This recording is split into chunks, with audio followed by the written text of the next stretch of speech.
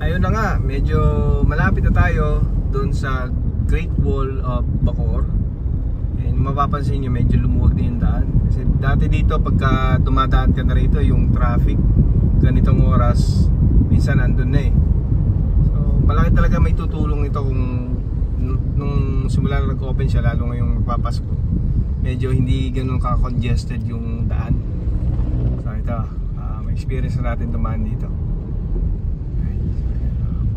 Konting kembot na lang at makakit na rin natin yung Great Wall of Bacoor. Yan, so maluwag naman ang daloy ng traffic.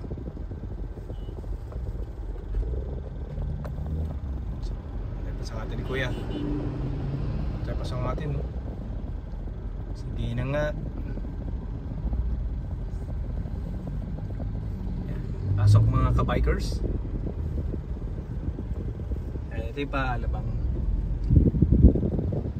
Yan, pumasok may mga bikers. So, oops, yan. Sumingit pa. Okay.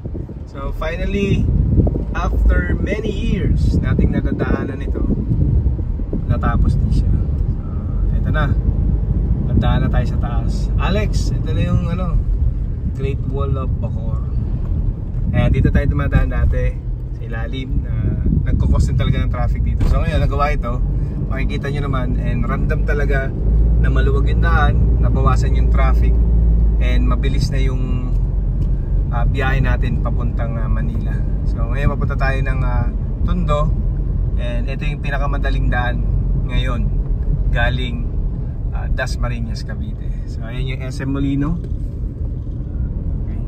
And ayan, so ito yung papuntang Daang Hari. Yan yung may sign na yan. May signage yan. Puntang Villar City, Daang Hari, paalabang din. Okay, so ayan, maluwag na maluwag ang daan.